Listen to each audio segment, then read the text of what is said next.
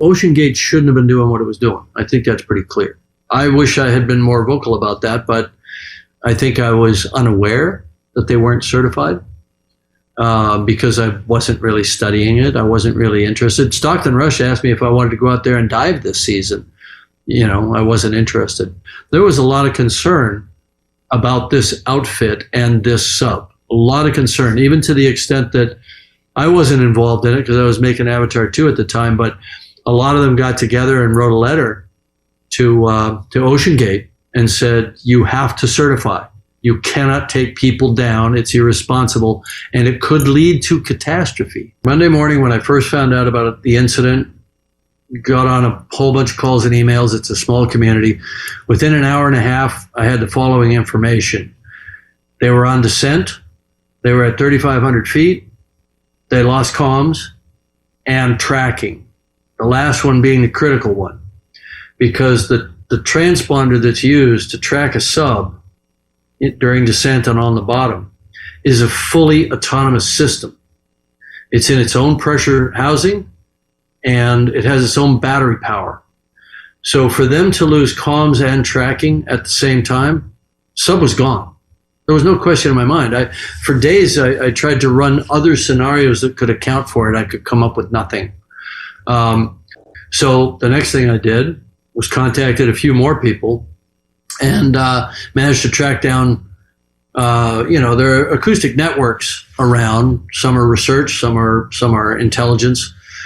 We got confirmation within an hour that there had been a loud bang at the same time that that comms were lost.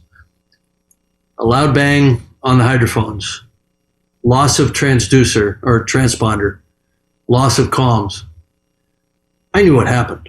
Sub imploded. I sent emails to everybody I know. I said, we've lost some friends. The sub is imploded.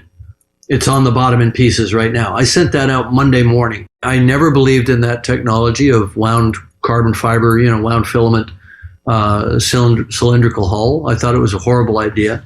I wish I'd spoken up, but I assumed somebody was smarter than me, because I'd never experimented with that technology, but it just sounded bad on its face because we make pressure hulls out of contiguous material, steel, titanium, ceramic, acrylic. And so you can model it. You can do finite element analysis of it.